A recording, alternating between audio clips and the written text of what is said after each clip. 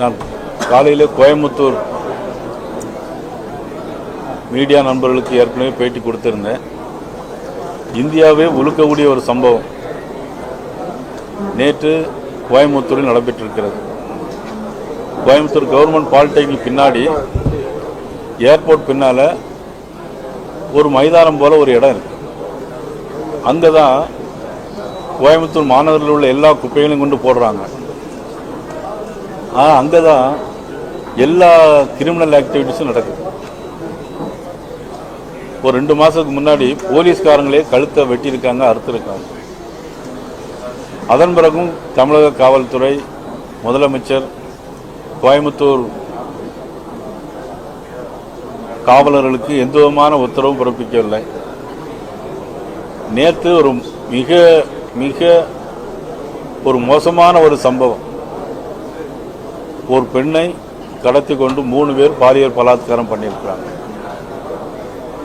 நேற்று இரவு 11 மணிக்கு ஒரு ஆணோடு பேசிட்டு இருந்த ஒரு பெண்ணை, 19 வயது பெண்ணை, கல்லூரியில் 1ஆம் ஆண்டு படிக்கிற ஒரு பெண்ணை அந்த ஆணை தலையிலே கத்தியால் தாக்கிவிட்டு காரை உடைத்து 3 பேர் அந்த பெண்ணை இழுத்து சென்று கரகரென்று இழுத்து சென்று பாலியல் பலாத்காரம் பண்ணியிருக்கிறாங்க.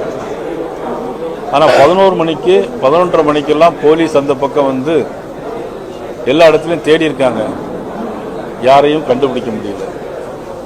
ஆனால் அதிகாலை 4 மணிக்கு அந்த பெண் நிர்வாணமாக வெளியே வர முடியாமல் நிர்வாணமாக ஏற்கனவே அடிபட்டு கிடந்த அந்த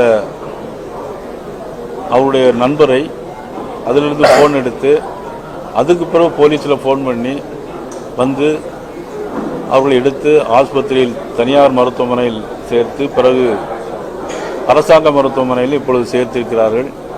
அவர் அந்த ஆணுக்கு வந்து தலையில் அடிபட்டு 28 இடங்களில் தையல் போடப்பட்டிருக்கிறது.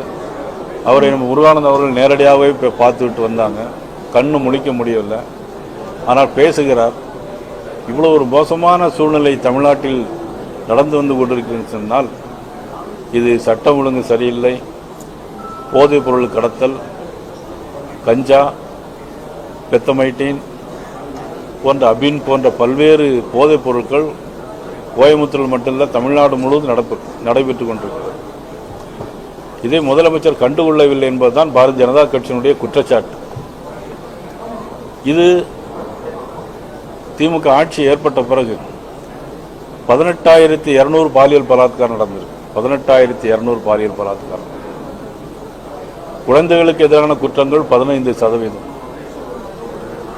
போக்சோ குற்றம் 50%, 631 கொலைகள் தமிழ்நாடு முழுவதும் திமுக ஆட்சிக்கு வந்த பிறகு நடந்திருக்கிறது. இது குறித்து முதலமைச்சர் என்ன பதில் சொல்ல போகிறார், என்ன நடவடிக்கை எடுக்கப் போகிறார் என்பதுதான் குற்றச்சாட்டு.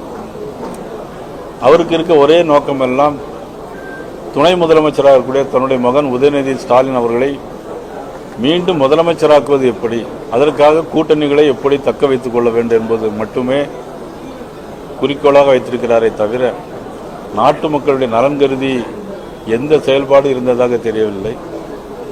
தினந்தோறும் நடைபெறுகிறது. 10 வயது குழந்தை முதல் 70 வயது பெரிய பெண்கள் வரையிலும் ரோட்டில் நடமாட முடியவில்லை. ஏற்கனவே அது அந்த இடம் வந்து சம்பவம் நடந்த இடம் வந்து மிக ஒரு மோசமான ஒரு சூழ்நிலையில் இருக்கக்கூடிய இடம். அதை அவர்கள் வந்து துப்புரவுப்படுத்துவதற்கோ அல்லது காவல்துறை கண்காணிப்பில் வைப்பதற்கோ எந்த முயற்சியும் இதுவரையிலும் எடுக்கவில்லை. இந்த மாதிரி ஒரு